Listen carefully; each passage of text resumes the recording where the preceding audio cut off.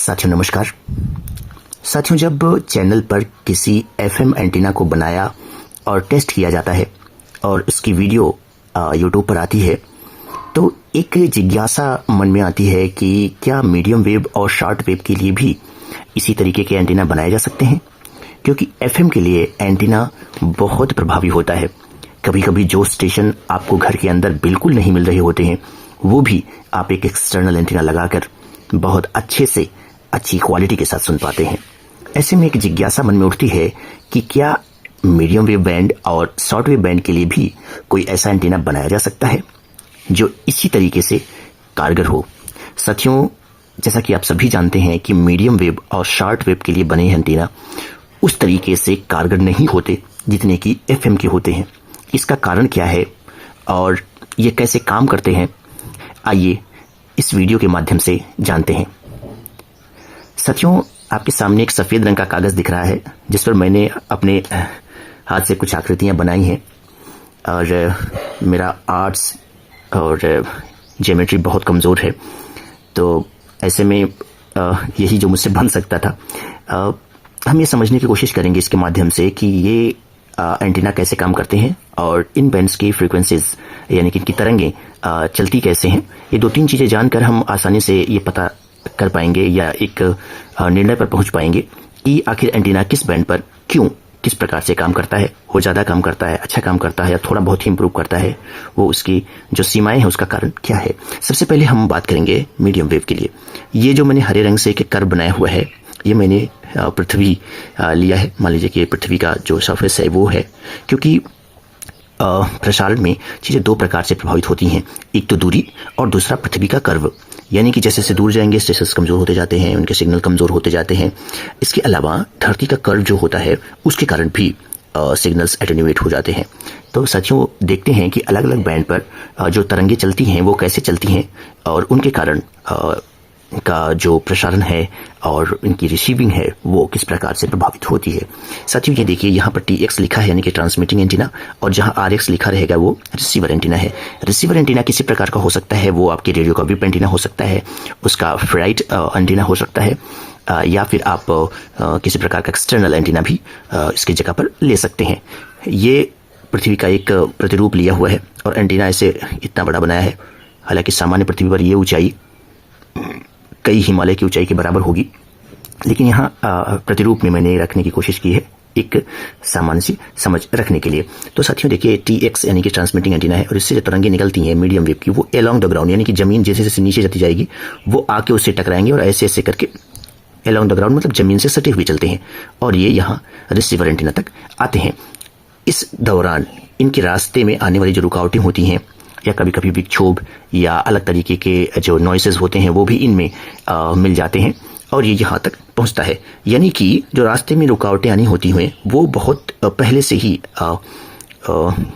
उसमें प्रभावी हो जाती हैं, जिसके कारण जो सिग्नल हमको पहुंचते हैं वो RX यानी कि रिसीवर एंटीना के पास वो बहुत सारे माध्यम से बहुत सारी रुकावटों से गुजरते हुए पहुंचते हैं, जिसके कारण से क्या होता है कि ये सिग्नल में बहुत सारा नॉइस आ जाता है, डिस्टर्बेंस आ जाता है। और जब हम इसके लिए एंटीना बनाते हैं तो जो यहाँ सिग्नल पहुंच रहा है वो क्योंकि पहले ही बहुत प्रभावित है तो यहाँ तक जो आएगा वही फिर हम रिसीवर एंटीना से रिसीव कर पाएंगे। एक एक्सटर्नल एंटीना बनाकर हम सिर्फ उसके जो सिग्नल्स हैं उसमें थोड़ा सा इम्प्रूवमेंट कर सकते हैं, या फिर इंटरनल एंटीना एकदम से खराब हो तो थोड़ा बेहतर इंप्रूवमेंट होगा। इसके अलावा सूर्यास्त के बाद और सूर्योदय से पहले की जो स्थितियां होती हैं उसमें क्या होता है कि इसमें जो किरणें हैं वो निकल के आइनोस्फीयर से टकराकर भी आंशिक रूप से रिसीवर एंटीना तक पहुंचने लगती हैं। इसीलिए आप देखते होंगे कि मीडियम वेव के स्टेशंस सूर्यास्त के बाद और सूर्योदय के पहले बहुत बेहतर हो जाते हैं और बहुत दूर दूर के स्टेशन भी आपका रेडियो कैच करने लगता है। इस प्रणाली को कि किस प्रकार से वो आइनोस्फीयर से टकराकर फिर रिसीवर एंटीना तक पहुंचते हैं, इसको हम शॉर्ट वेव एंटीना पर विचार करते समय देखेंगे। बगल में आप देखें, ये है शॉर्ट वेव। शॉर्ट वेव के लिए अगर एंटीना बनाएंगे, सबसे पहले ये जानें कि इसकी तरंगें चलती कहती हैं कैसे हैं। शॉर्ट वेव की स्थितियां ये हैं कि अगर उच्च मीटर बैंड पे चले जाए यानी कि लो फ्रीक्वेंसीज पर तो वो जमीन के सहारे थोड़ी बहुत चलती हैं, जैसे 120 मीटर बैंड के आसपास की। लेकिन जैसे जैसे ये फ्रीक्वेंसी बढ़ती जाती है ये तरंगें ऊपर उठकर आइनोस्फीयर से टकराकर और फिर रिसीवर एंटीना तक पहुंचती हैं। इसीलिए शॉर्ट वेव की जो रेंज है वो मीडियम वेव की जो रेंज है उससे ज़्यादा होती है। इसीलिए शॉर्ट वेव का इस्तेमाल वैश्विक स्तर पर प्रसारण करने के लिए किया जाता है, क्योंकि यह आयनोस्फीयर से टकराकर, जमीन से टकराकर, फिर आयनोस्फीयर से टकराकर, इस प्रकार से ये बहुत दूर तक, कभी कभी पृथ्वी के दूसरे हिस्से तक पहुंच जाती हैं। और इनकी जो सिग्नल की गुणवत्ता है वो प्रभावित तो होती है, लेकिन उसके रास्ते में बहुत सारी रुकावटें नहीं आती। जैसे गरज चमक है या अन्य चीज़ें हैं, इलेक्ट्रिकल डिस्टर्बेंस, वो तो आते हैं, लेकिन भारी रुकावटें आने से बच जाती हैं, जिसके कारण से इनकी जो सिग्नल है वो बहुत दूर तक आसानी से मिल जाती है। यानी कि इसमें जो रुकावट आनी है वो भी रास्ते में ही आ चुकी होगी। और जो ये सिग्नल पहुंचते हैं, अगर आप मल्टी स्टोरीड बिल्डिंग में रहते हैं या किसी और जगह, तो आपको ज़रूरत पड़ती है एक्सटर्नल एंटीना लगाने की या कोई तार सिंपल सा लगाने की, नहीं तो ये सिग्नल आसानी से आप तक पहुंच जाते हैं और कोई दिक्कत नहीं होती है। साथियों, अब हम बात करेंगे एफएम के सिग्नल की। जैसा कि हम सभी रेडियो प्रेमियों को ज्ञात है कि एफएम के सिग्नल्स तरंगें लाइन ऑफ साइट में चलती हैं, यानी कि एक बिंदु से सीधे दूसरे बिंदु तक, मीडियम वेव की तरह जिग जैग करते हुए अलोंग द ग्राउंड नहीं, शॉर्ट वेव की तरह आयनोस्फीयर से टकरा कर नहीं, बल्कि सीधे पॉइंट टू पॉइंट, यानी रिसीवर एंटीना, ट्रांसमिटिंग एंटीना से रिसीवर एंटीना तक। अब ये हम देखने की कोशिश करेंगे कि एफएम के लिए जो एंटीना होता है वो इतना प्रभावी कैसे हो जाता है।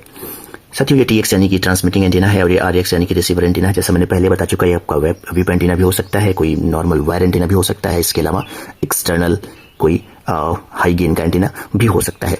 मान लीजिए कि टीएक्स से एक तरंग चलती है और जैसा मैंने आपको पहले भी बताया कि दूरी और पृथ्वी के कर्व के नाते ये तरंगें प्रभावित होती हैं। तो जैसे आगे चलेगी और यहाँ जहाँ कर्व आ रहा है यहाँ तक आके रुक जाएगी, क्योंकि इसके आगे अगर निकलेगी तो सीधे ऐसे निकल जाएगी।